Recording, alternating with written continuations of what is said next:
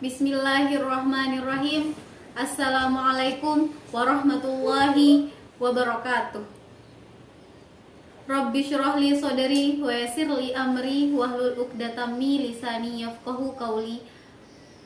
Alhamdulillahi rabbil alamin. Assalatu wassalamu ala asyrafil anbiya'i wal mursalin wa ala alihi wa sahbihi ajma'in. Amma ba'du. Ma'asyiral muslimin rahimakumullah. Segala puji hanya milik Allah Subhanahu wa Ta'ala yang senantiasa memberikan kita kesehatan sehingga kita masih bisa menjalankan salah satu kewajiban kita, yakni puasa Ramadan. Sholawat dan salam semoga senantiasa kita lantunkan kepada junjungan alam Nabi Agung Muhammad Sallallahu Alaihi Wasallam. Ma'asyiral muslimin dimanapun berada, semoga senantiasa dalam keadaan sehat dan selalu dalam lindungan Allah Subhanahu wa Ta'ala. Ma'asyiral muslimin rahimakumullah. Para pemirsa ngaji Ramadan, kali ini seperti episode-episode sebelumnya, kita akan sedikit melanjutkan ngaji Ramadan yang insya Allah akan sedikit menambah ilmu untuk kita semua dan memberikan keberkahan di dunia maupun di akhirat. Tapi sebelumnya, marilah kita dengarkan bersama lantunan ayat suci Al-Quran yang akan dibawakan oleh saudara Arsyadul Anam.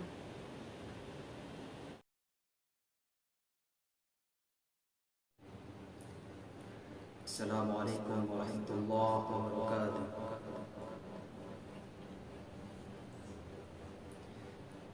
A'udzu billahi minasy syaithanir rajim.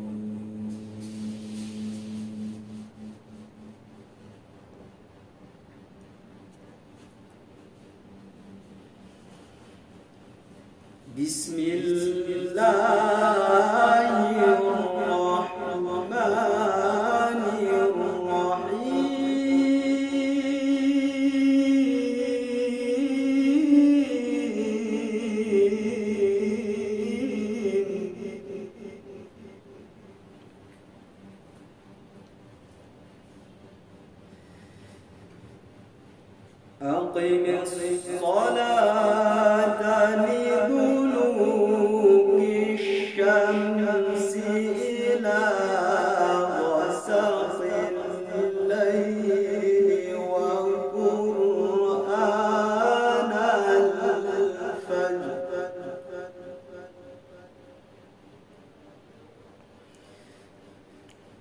Inna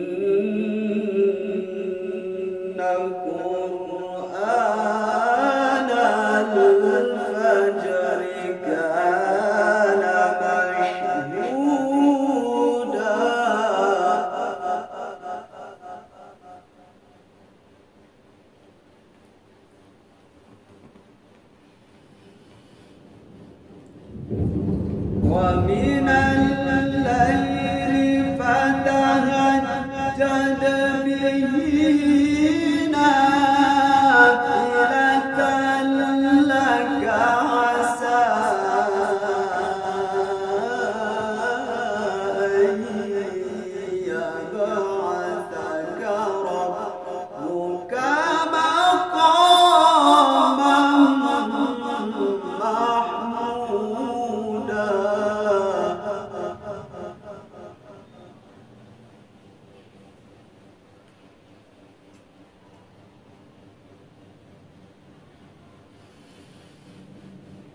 Wa minal laili fatahajjad bihi nafilatan laka asa an yab'athaka rabbuka maqaman mahmuda.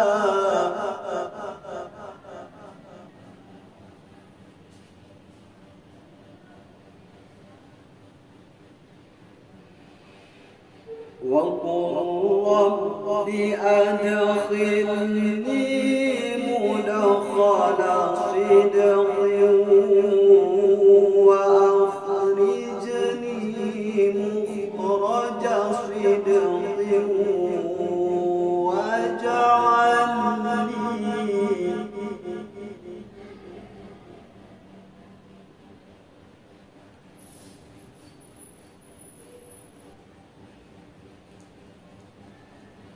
وأخرجني مخرج صدق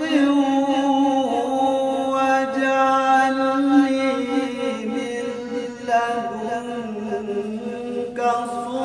سلطانا نصيرا.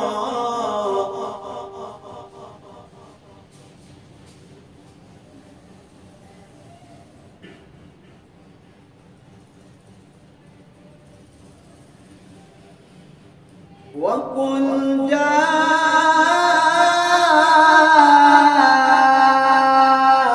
الحق وزهق الباطل إن الباطل كان زهوقا.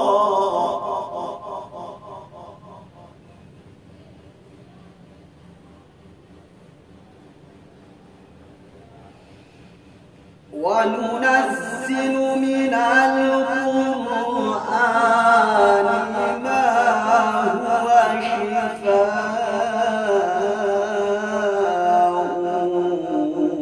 ورحمة للمؤمنين.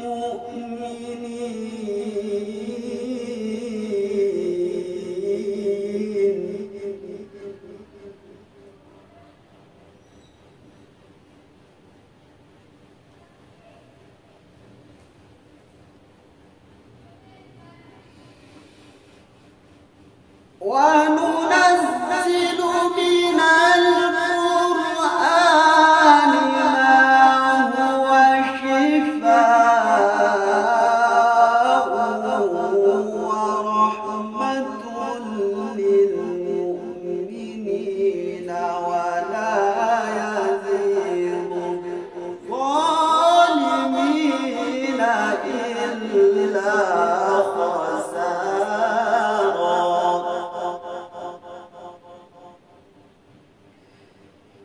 ولا يزيد الظالمين إلا خسارا. صدق الله العظيم. السلام عليكم ورحمة الله وبركاته. Shadaqallahul azim, shadaqallahul azim, shadaqallahul azim. Semoga dengan lantunan ayat suci Al-Quran tadi bisa sedikit memberikan kita ketenangan. Selanjutnya, marilah kita dengarkan tausiah yang akan disampaikan oleh salah satu dosen Institut Agama Islam Qomarul Huda Bagu, yakni Bapak Dr. Muhammad Fahrul Fauzi MPhil.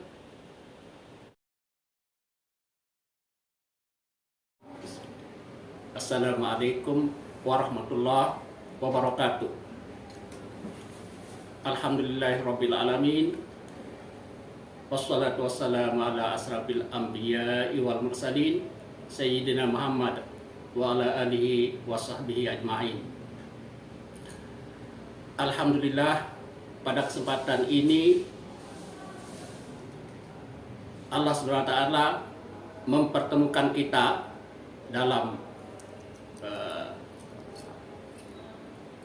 dalam kultum.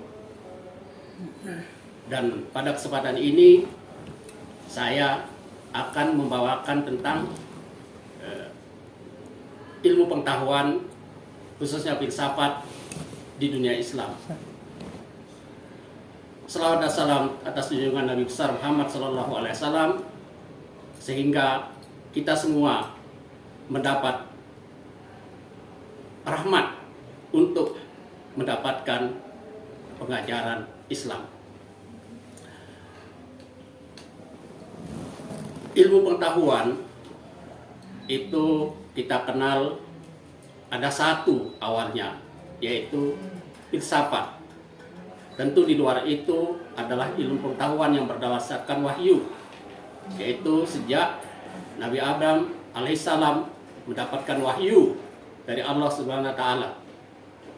Nah, ilmu pengetahuan yang menggunakan rasio yang berkembang sampai hari ini adalah bersumber atau berasal dari satu induk, sehingga disebut ibu dari ilmu pengetahuan, yaitu filsafat. Dengan sumber-sumber yang dapat diterima, bahwa filsafat disebut pertama kali muncul di Yunani. Dan pada saat itu seorang murid Aristoteles yang orang katakan menguasai sepertiga dunia dalam kuasaan imperiumnya, yaitu Alexander the Great.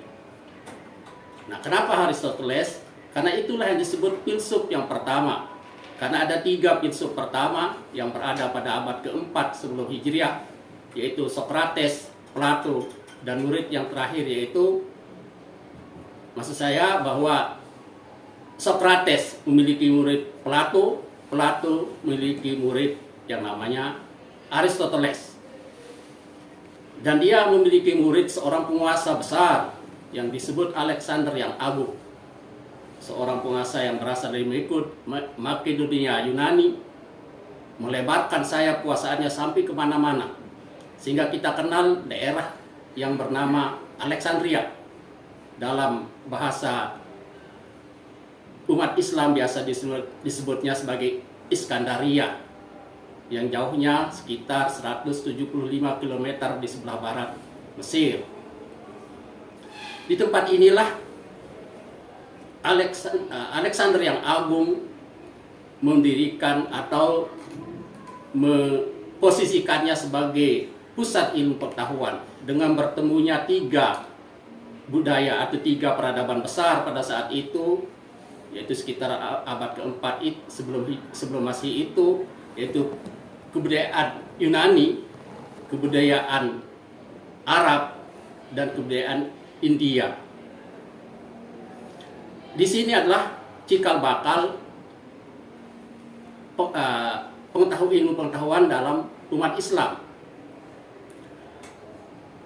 Cikal bakal ini berlanjut terus sehingga lahirnya Islam di Makkah yang dibawa oleh junjungan kita Rasulullah Sallallahu Alaihi Wasallam, dengan kekuasaan yang melebar terus dalam penerus-penerusnya 4 Khulafaur Rasyidin dan Bani Umayyah. Setelah itu kemudian Bani Abbasiyah itu mendirikan di Baghdad yang disebut Baitul Hikmah. Baitul Hikmah inilah yang melahirkan pemikir-pemikir besar dalam umat Islam, karena mereka berani untuk memadukan pemikiran atau sumber-sumber Islam dengan filsafat Yunani. Terjadi penerjemahan besar-besaran terhadap karya-karya Yunani, terutama adalah karya Aristoteles, sehingga para golongan-golongan yang condong kepada Aristoteles ini yang biasa disebut sebagai peripatetik, yang mengajarkan pemikiran rasio dalam memahami dan sekaligus menafsirkan, atau ra'yu, mentakwilkan atau menjabarkan ajaran Islam. Menilai hal itu bahwa seringkali ajaran Islam lebih dikatakan bersumber kepada dalil nakli, tapi besar sekali perannya adalah dalil akli, dan itu adalah filsafat. Dalil akli di sini mempengaruhi usul fiqh, mempengaruhi tasawuf.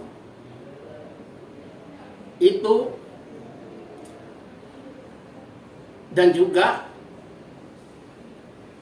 tidak disadari yang kita kenal sebagai filsafat Islam, dan terutama adalah ilmu kalam. Tentu kita bertanya-tanya karena seringkali filsafat itu disalahpahami sebagai merusak ajaran. Maksud saya merusak ajaran Islam karena keluar dari konteks agama. Padahal sebenarnya adalah tidak.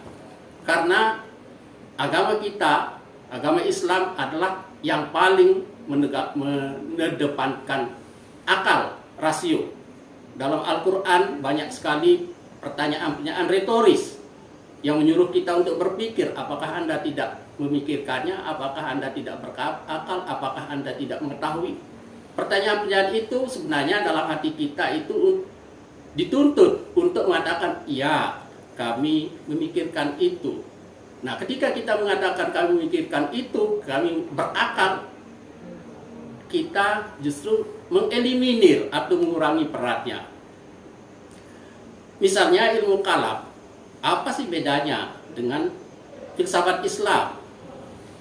Ilmu kalam mendasarkan pada wahyu, dan tentu saja yang dimaksud dengan wahyu itu adalah tunjangannya, yaitu sunnah Rasul atau al-hadis. Nah, dalam perkembangan berikutnya, apa beda filsafat Islam dengan wahyu, dengan ilmu kalam? Kalau secara sederhana, ilmu kalam itu mengedepankan wahyu daripada akal. Tapi seringkali dilupakan bahwa besar sekali atau hampir sebagian pekerjaan ilmu kalam itu adalah akal. Nah, bagaimana dengan filsafat? Maksudnya di sini adalah filsafat Islam. Ternyata peran itu juga hampir seimbang. Cuma filsafat Islam dikatakan mencoba mengedepankan akal dulu, baru dalil naklinya. Nah, muncullah seorang filsuf yang pertama disebut sebagai filsuf Islam, yaitu Al-Kindi. Al-Kindi posisikan dirinya dalam apa yang disebutnya sebagai talfiq, yaitu memadukan antara filsafat dengan ajaran Islam. Mengapa ini penting? Karena uraian saya tadi yang dimulai dengan Alexander the Great itu menunjukkan bahwa pada masa lalu pengetahuan itu berkembang sedemikian pesat pada umat Islam, apalagi setelah penaklukan Spanyol. Nah, di Spanyol inilah terjadi reformasi pada agama Kristen dengan tumbuhnya yang lebih rasional, yaitu Kristen Protestan. Dan itulah peran-peran filsafat.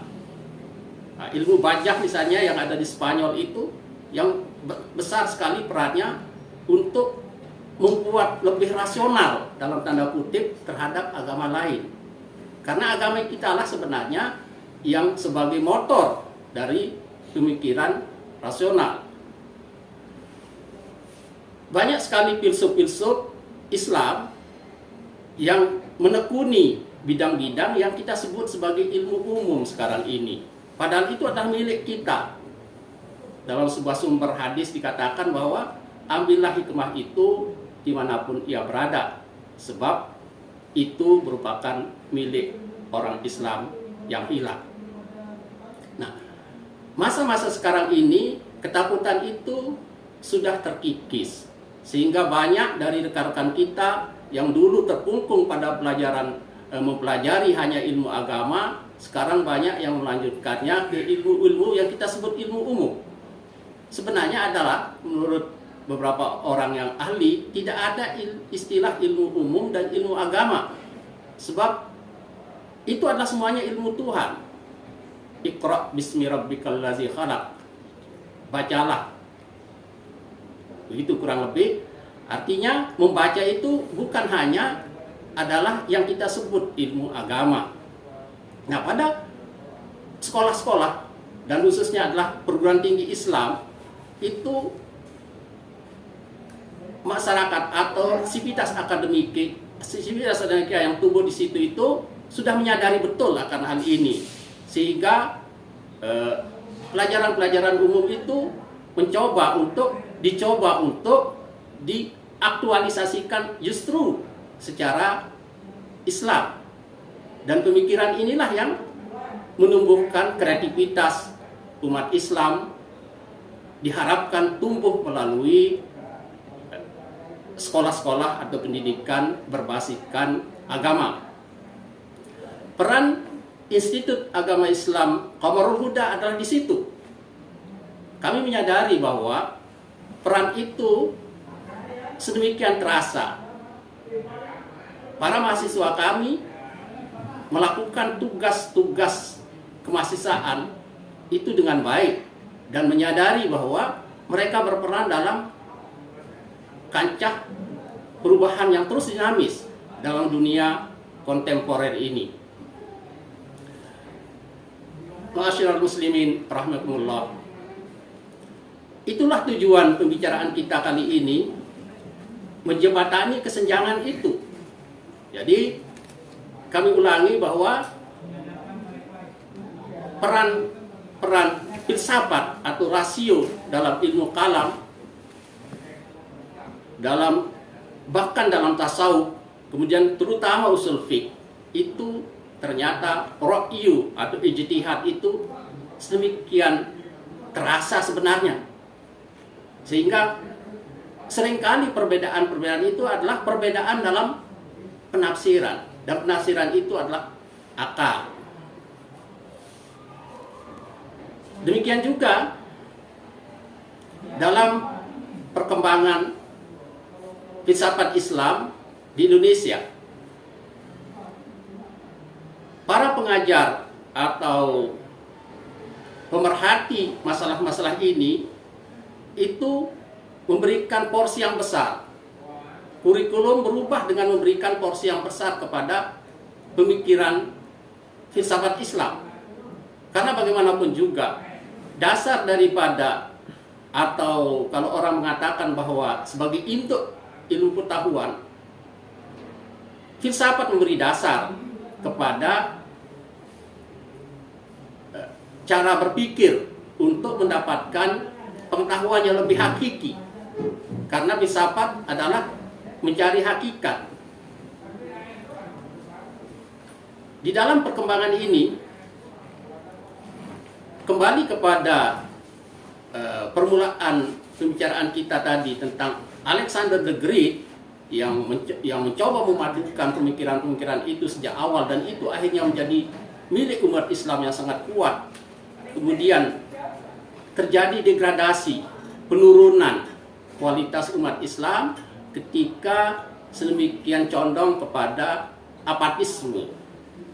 Apatisme inilah yang melahirkan pemikiran bahwa dunia itu miliknya atau untuknya orang kafir, sedangkan akhirat itu adalah untuknya orang Islam. Sehingga peribadahan atau peribadatan atau ritual ibadah yang lebih ditekankan, padahal keseimbangan itulah yang seharusnya diketengahkan. Saya kira seperti itu sebagai kesimpulan terhadap kultum kita kali ini. Seperti judul yang tadi diutarakan tentang, atau tema yang kita bicarakan adalah tentang ilmu pengetahuan dalam hadiri filsafat dalam dunia Islam, dan terutama adalah kontribusinya atau relevansinya.